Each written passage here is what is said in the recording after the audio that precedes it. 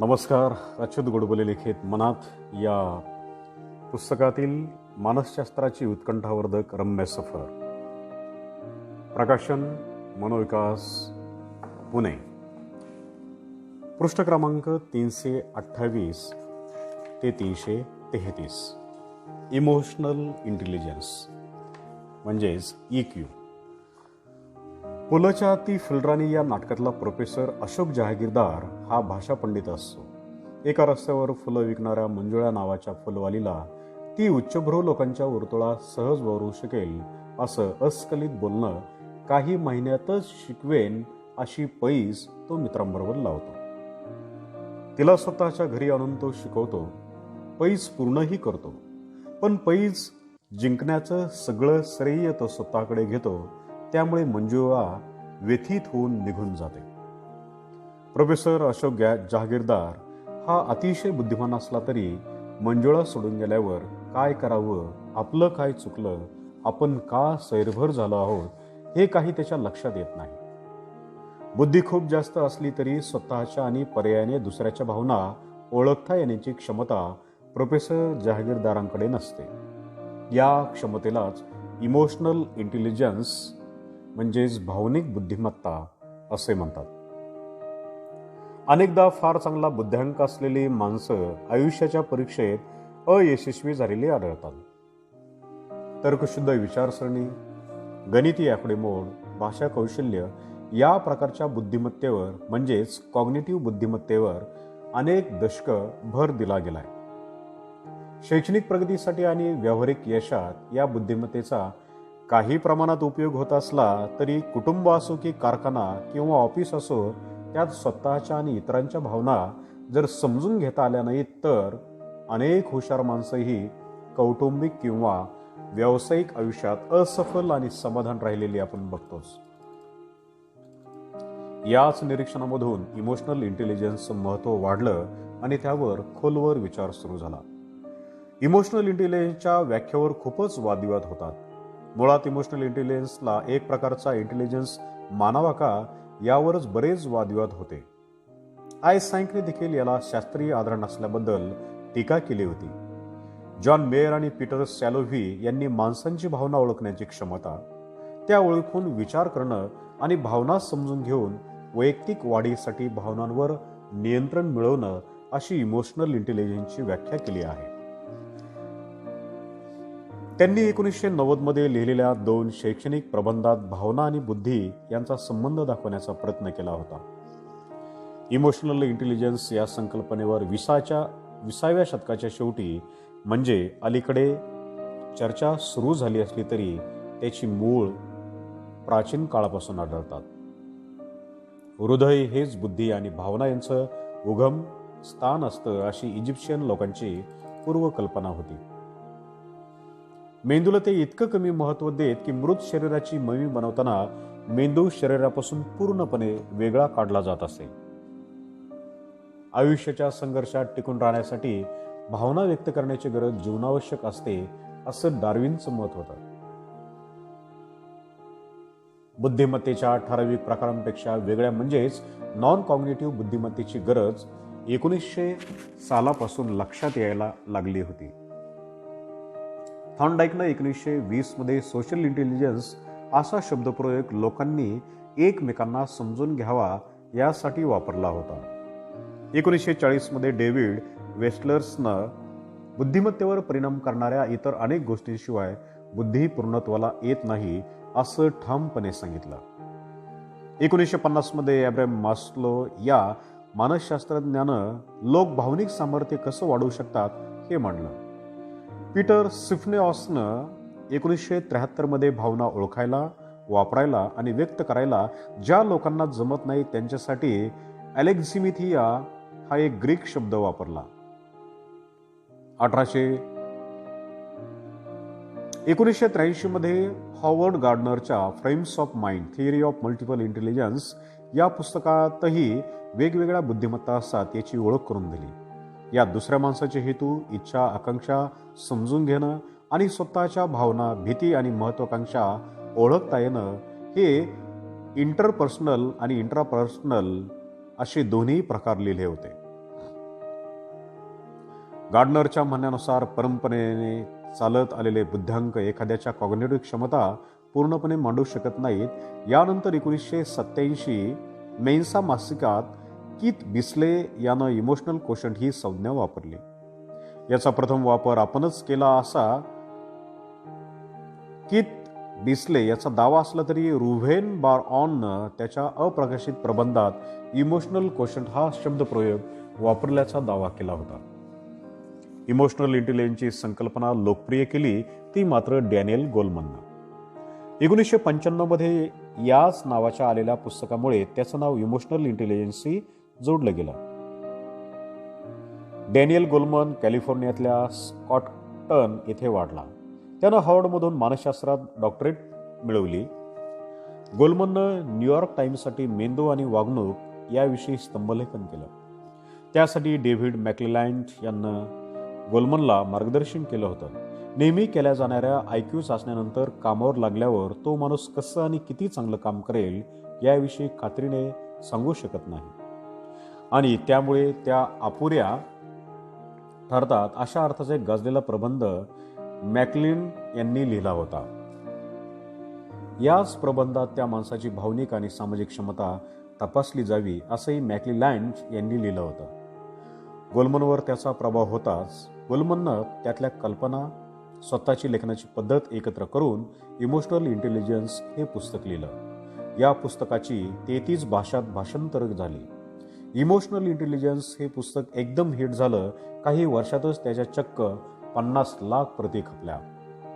अनेक उदाहरणं, केस स्टडीज यांनी गच्च भरलेल्या 300 पानांच्या इमोशनल इंटेलिजन्स या गोलमनच्या पुस्तकाचं सार थोडक्यात सांगायचं झालं तर 3 मुद्द्यात सांगता येईल. एक म्हणजे आपण आपल्या भावना व्यक्त करण्यासाठी बुद्धीचा वापर केला तर आपण आपलं आयुष्य खूपच सुधारू शकतो. दुसरी गोष्ट म्हणजे आपल्या भावना या आपल्या सवयीप्रमाणे असतात आणि आपले हेतू खूप चांगले असले तरी आपल्या भावनांमुळे आपण काहीतरी वेगळंच करून बसू शकतो. आणि तिसरी सगळ्यात महत्त्वाची गोष्ट म्हणजे आपल्या भावनांपैकी काही भावनांवर आपण ताबा मिळवून आपल्यातल्या इतर काही गोष्टी विकसित करू शकलो तर आपण आपल्या आयुष्यावर बराच ताबा मिळवू शकतो. पण या पुस्तकात फक्त एवढेच मुद्दे वृक्षपणे मांडले असते तर हे पुस्तक फारसं गाजलं नसतं. गेल्या दशकातल्या मोजक्या महाप्रचंड गाजलेल्या यशस्वी आणि खपणाऱ्या पुस्तकांपैकी ते एक ठरलं. याचं कारण म्हणजे त्याची सोपी भाषा आणि त्यातली उत्तम उदाहरणं. आजपर्यंत माणसं बुद्धी याचा अर्थ एका ठराविक तऱ्हेने लावत होते, पण गोलमनच्या या पुस्तकानं या विचारानं एक वेगळंच वळण दिलं. बुद्धीचे अनेक प्रकार असतात आणि भावनिक समृद्धी आणि कौशल्य ही देखील तितकीच महत्त्वाची असतात हे या पुस्तकातून सांगितल्यामुळे लोकांनी ते प्रचंड उचलून धरलं.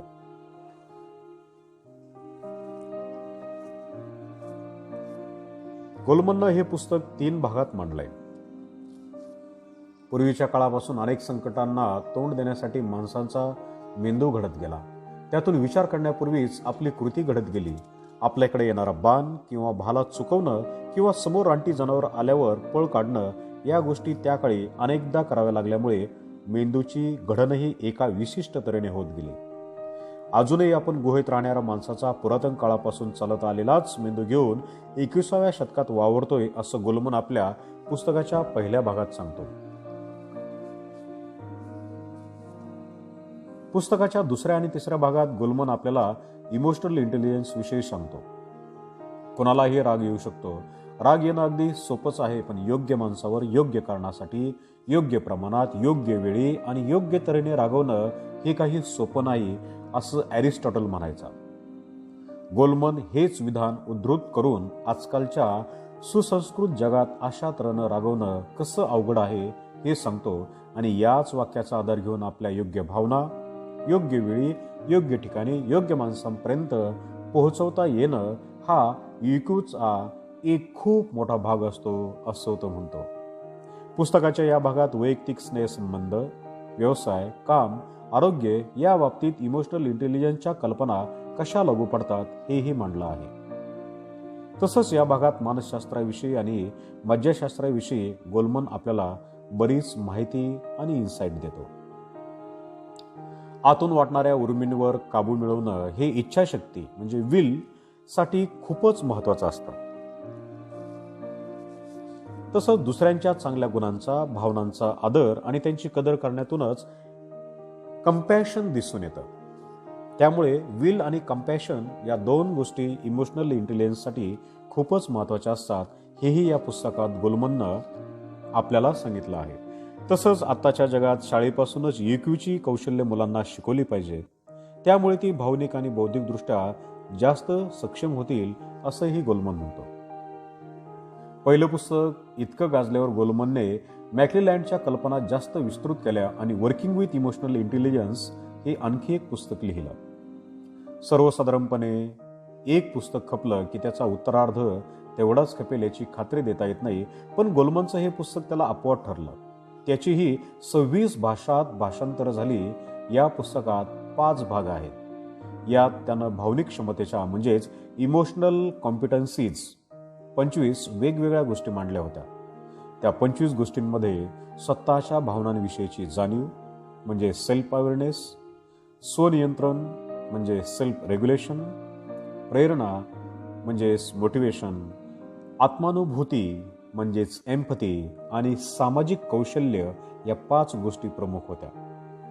या पात्रतांचं मोजमाप करून आपण आपल्या करिअरमध्ये पुढे जाऊ की मागं राहू याविषयी आराखडे बांधता येतात, असं गोलमन म्हणतो. या नव्या पुस्तकात गोलमननं गेल्या काही वर्षात उद्योग जगामध्ये झालेल्या बदलांविषयी लिहिलंय. आता कामाची कशी शाश्वती राहिली नाही याविषयी त्यात उल्लेख आहे. एकेकाळी तुम्ही शिक्षणात किती गुण आणि प्रावीण्य मिळवता यावर तुम्हाला मिळणारं काम आणि हुद्दा ठरत होता, पण आता परिस्थिती बदलली. शैक्षणिक प्रावीण्याबरोबरच तुमच्या वागण्यातील लवचिकता, बदल स्वीकारण्याची तयारी, सकारात्मक दृष्टिकोन, आशावाद, इनिशिएटिव्ह आणि इतरांकडे एम्पथीनं बघण्याची क्षमता या भावनिक श्रीमंतीवरही तुमचं यश अवलंबून राहायला लागलंय, असं यात प्रामुख्याने मांडलंय. थोडक्यात ज्याला चांगलं व्यक्तिमत्व किंवा सॉफ्ट स्किल्स असं आपण म्हणतो, ते इमोशनल इंटेलिजन्सचाच एक महत्त्वाचा भाग आहे. इमोशनल इंटेलिजन्सला अलीकडेच महत्त्व येण्याचं कारणही गोलमन देतो. आता जागतिक स्पर्धा प्रचंड वाढत चालली. त्यामुळे उद्योगात यश मिळवण्यासाठी आपल्याकडे काम करणाऱ्या लोकांची क्षमता, त्यांनी एकत्रितपणे काम करणं म्हणजेच टीमवर्क याला खूप महत्त्व आलंय.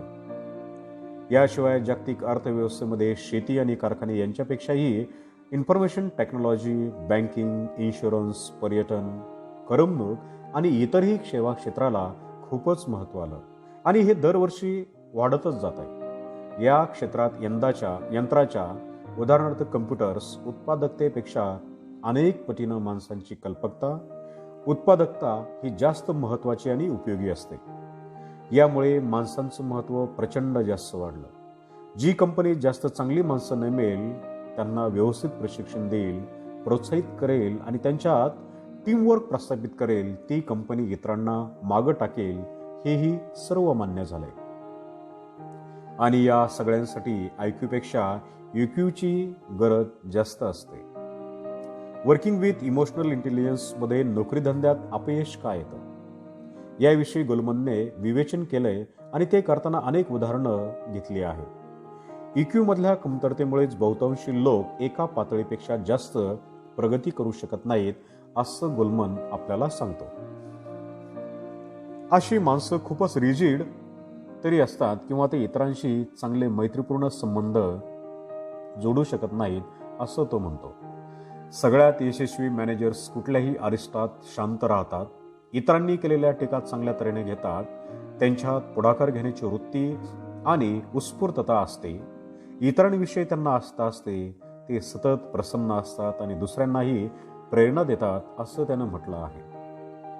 गोलमननं इमोशनल इंटेलिजन्ससाठी 4 मूलभूत क्षमता मानल्या आहेत. स्वतःला ओळखणं, स्वतःला मॅनेज करणं, समाजातील लोकांना ओळखता येणं आणि नात्यांना मॅनेज करणं, हे ते 4 प्रकार आहेत. या 4ही क्षमतांवर आधारित इमोशनल इंटेलिजन्स ओळखण्याच्या चाचण्या आहेत.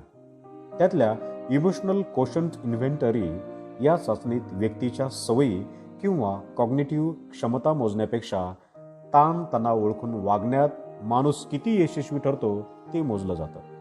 यात 133 प्रकारचे प्रश्न विचारले जातात आणि उत्तरांची 5 भागात विभागणी केली जाते.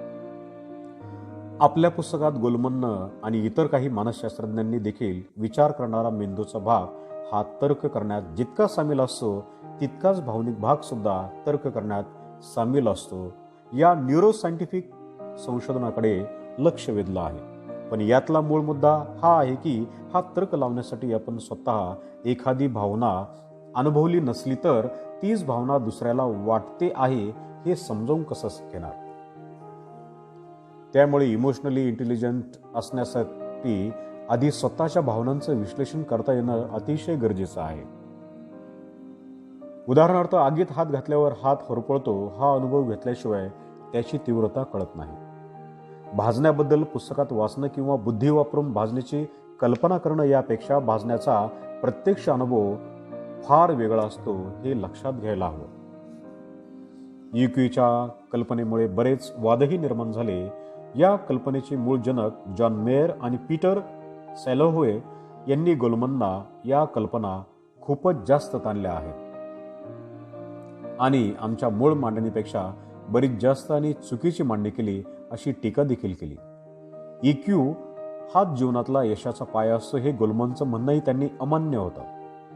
पण 30 वर्षांचं संशोधन, 500 संघटनांचा केलेला सखोल अभ्यास हा गोलमनचंच म्हणणं बरोबर आहे हे दाखवतं. IQ आणि EQ यातली कुठली गोष्ट यशासाठी जास्त महत्त्वाची असते यावर अजूनही वाद चालूच आहेत. गोलमनला EQला वाजवीपेक्षा जास्त महत्त्व दिलंय असं त्याचे टीकाकार म्हणतात, तर IQला काहीच महत्त्व नाही असं गोलमन कधीच म्हणत नाही असे त्याचे समर्थक म्हणतात.